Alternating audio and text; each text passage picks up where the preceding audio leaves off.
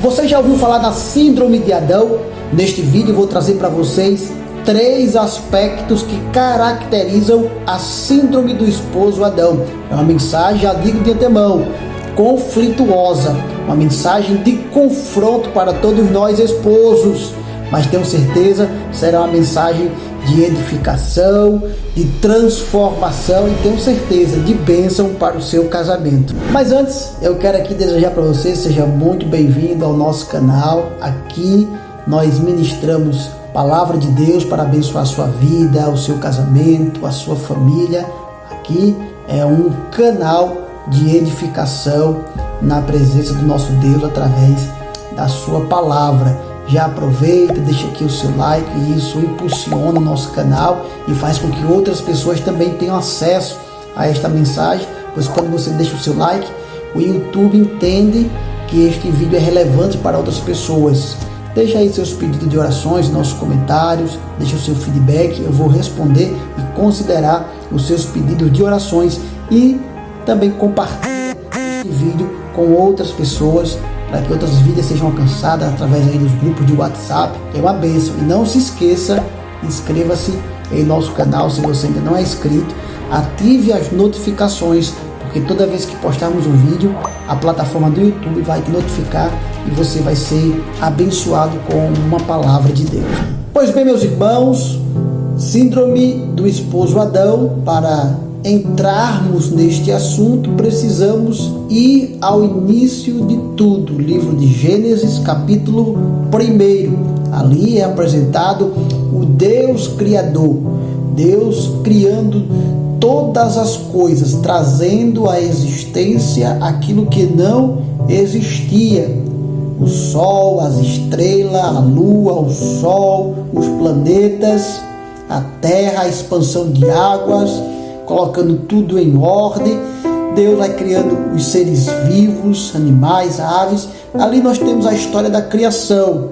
Ao final de tudo, Deus coroa a sua obra da criação com a criação e a formação do homem. Está escrito em Gênesis capítulo 2, versículo 7: E formou o Senhor Deus o homem do pó da terra e soprou em seus narizes o fôlego da vida, e o homem foi feito alma vivente. Após a criação e a formação do primeiro homem, chamado Adão, o Senhor realiza o primeiro procedimento cirúrgico da face da terra. Está escrito em Gênesis 2, versículo 21, que o Senhor fez cair um profundo sono em Adão e este adormeceu. Primeiro procedimento anestésico.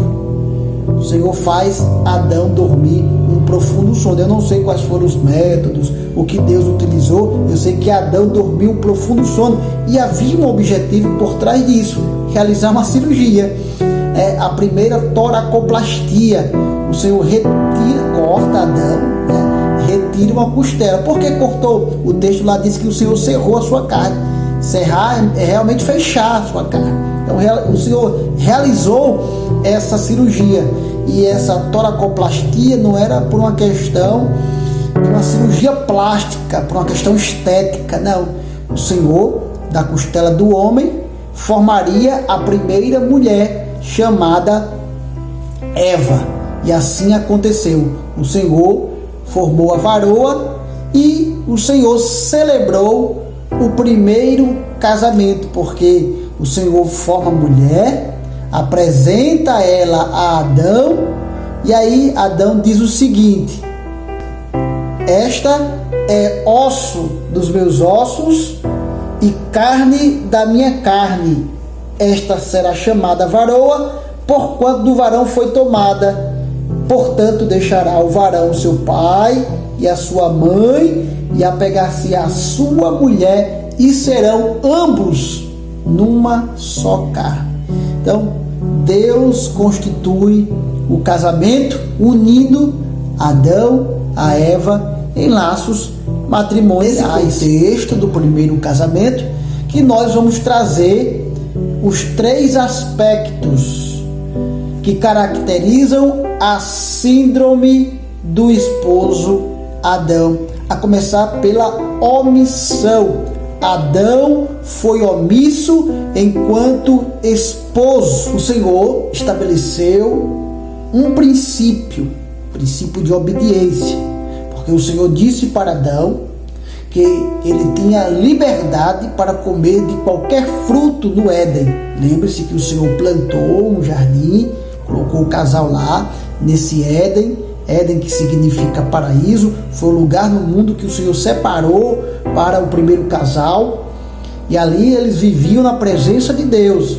Virada da tarde, Deus se apresentava, tudo ocorrendo dentro da bênção de Deus. O Senhor estabeleceu um princípio de obediência.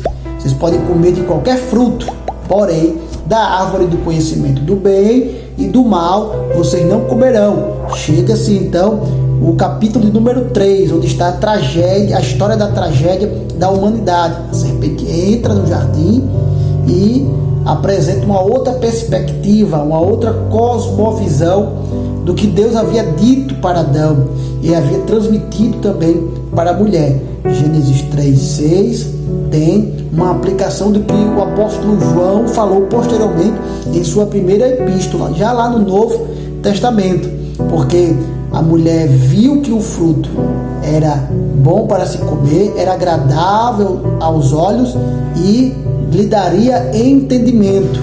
Agradável, isso fala da soberba da carne, a concupiscência da carne, concupiscência da carne. Agradável aos olhos, concupiscência dos olhos. E boa para dar entendimento, fala da soberba da vida. Então, lá João diz: não há mesmo mundo, nem o que no mundo há. E aí ele fala da concupiscência da carne, da concupiscência dos olhos e da soberba da vida. Então, esses três aspectos se aplicam aí na hora que a mulher é tentada ao ver o fruto. E lá no capítulo 3, versículo 6, ainda está escrito que ela tomou do fruto, porque se deixou levar pela concupiscência da carne, pela concupiscência dos olhos e a soberba da vida. Ela queria ser igual a Deus, ter o mesmo entendimento que Deus tinha. E aí ela toma do fruto, come do fruto e ainda dá para Adão.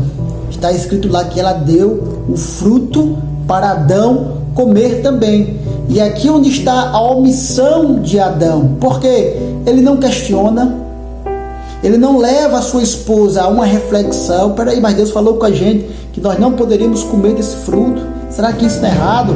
Ele não assume a posição de um líder sacerdotal. Adão não questiona, Adão não assume a posição de proteger a sua esposa, de impedi-la de cometer esse ato contra Deus, como um líder dentro da sua casa, um sacerdote dentro do seu lar.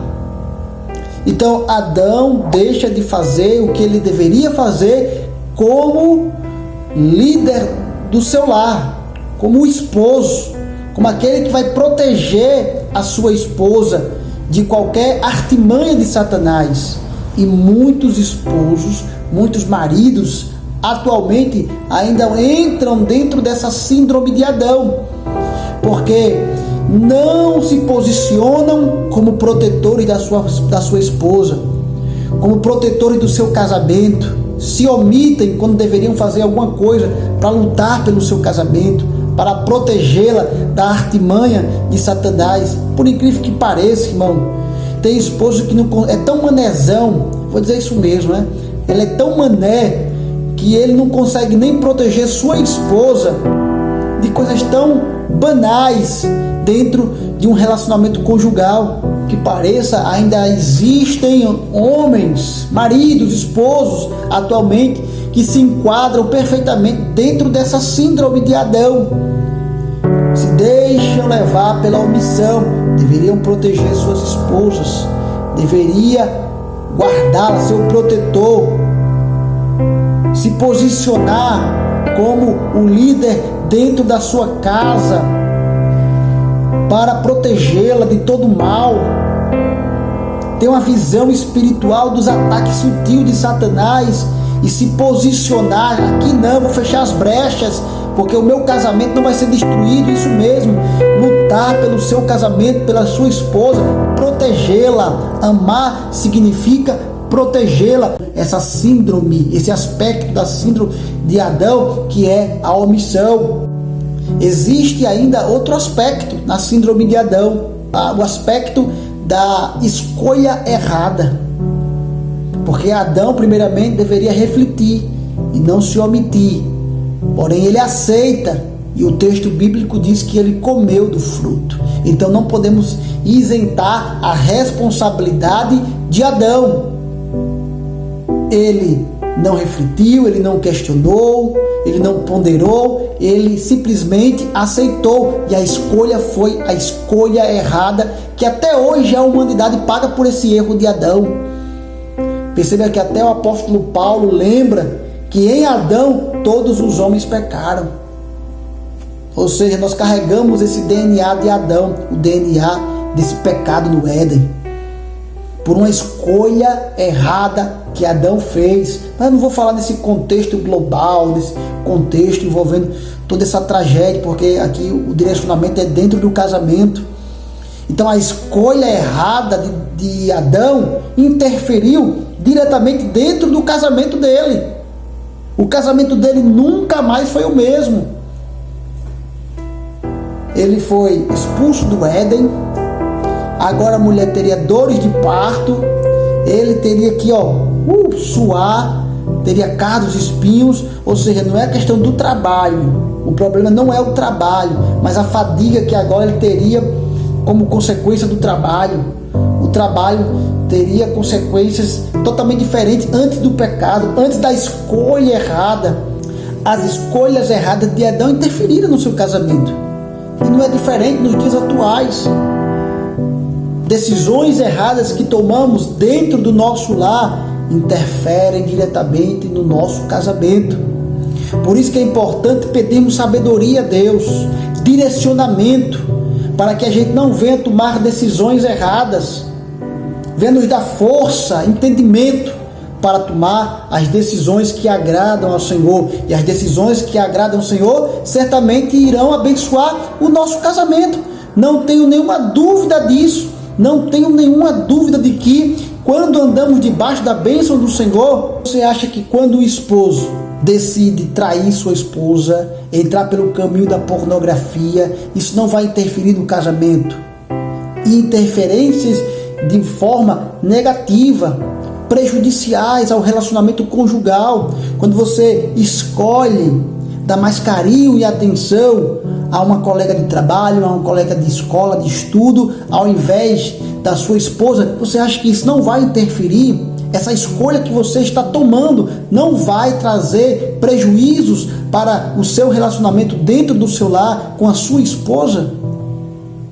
Então, as decisões erradas que enquanto esposo nós tomamos, irá interferir de maneira direta no relacionamento com a nossa esposa. Cuidado com as decisões, porque as escolhas erradas vão trazer consequências drásticas. E o pior de tudo é que o marido, o esposo, diariamente é posto em uma posição de que ele tem que tomar a escolha. Ele não pode, até quando ele se omite, ele está escolhendo.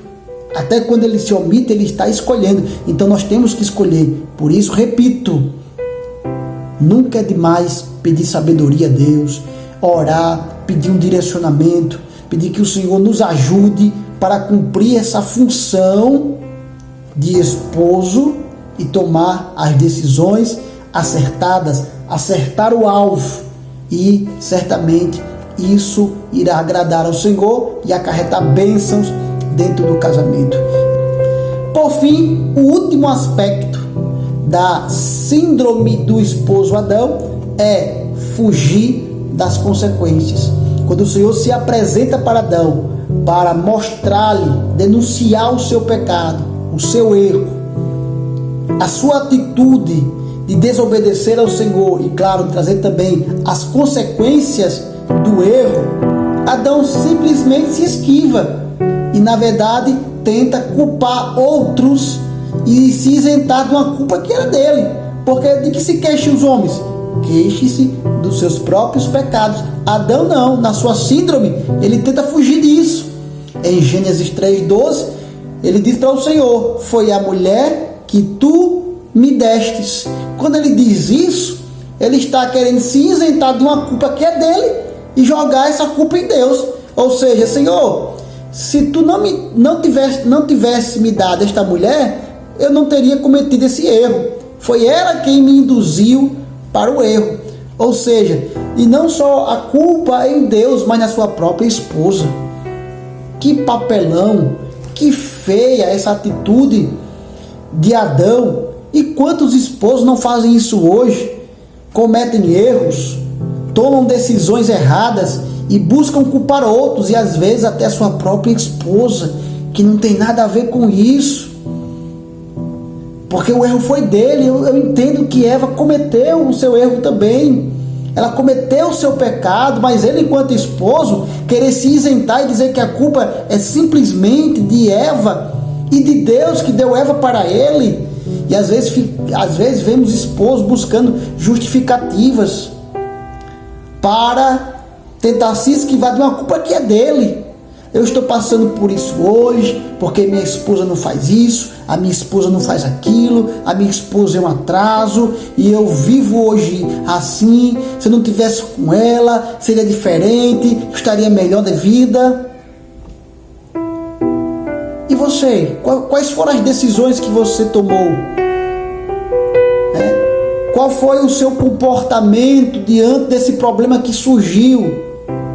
Tente refletir fora da bolha, ao invés de querer só culpar. Será muito mais virtuoso, mais honrado para o homem bater a mão no peito e reconhecer o erro. Foi erro meu, foi culpa minha, mas eu vou fazer diferente. Eu vou me levantar, eu vou me erguer, dessa vez eu vou acertar. É muito mais nobre do que querer ficar culpando outros. Então, fuja dessa síndrome do esposo Adão. Lembre-se, não seja omisso. Segundo, cuidado com as escolhas. E terceiro, não tente fugir das culpas. Reconheça os seus erros. Reconheça que você é culpado na história. Porém, saiba que haverá sempre uma oportunidade para recomeçar, para fazer novamente e fazer na direção de Deus. Eu te desafio nesta conclusão a você fazer uma autorreflexão. Reflita consigo mesmo. Quais são as suas prioridades dentro do seu lar? Ou melhor, qual é a sua prioridade dentro do seu lar? Lembre-se, o lar não é apenas um lugar de descanso, de repouso depois de um dia de labuta. Mais do que isso, o lar é um lugar de formação. Estamos sendo confrontados todos os dias e o dia todo para sermos alguém melhor, ser um homem melhor, ser um esposo melhor. E a recomendação de Efésios 5:25 é: vós maridos, amai vossa mulher, como também Cristo amou a igreja e a si mesmo se entregou por ela. Quem ama se entrega, quem ama se abnega, quem ama se doa. Se você não entende isso, o seu relacionamento conjugal vai mal. Se você entende isso, compreende e aplica no seu dia a dia, seu casamento será bem sucedido. Que Deus em Cristo Jesus vos abençoe. Eu espero que esta mensagem tenha servido de bênção para a sua vida, e acredito que se você ficou até o final é porque realmente ela abençoou a sua vida e vai abençoar muito mais. Então vamos fazer o seguinte: deixa o seu like, deixa aí os seus comentários e vamos compartilhar essa mensagem com outros casais. Mande para alguém. Tenho certeza que o Espírito de Deus vai te direcionar nesse momento, vai colocar pessoas no seu coração a quem você deve enviar, que está precisando ouvir esta mensagem. Compartilha em grupos aí e vamos propagar essas boas mensagens que restauram casamentos. E eu já te espero aqui para o próximo vídeo. Deus vos abençoe.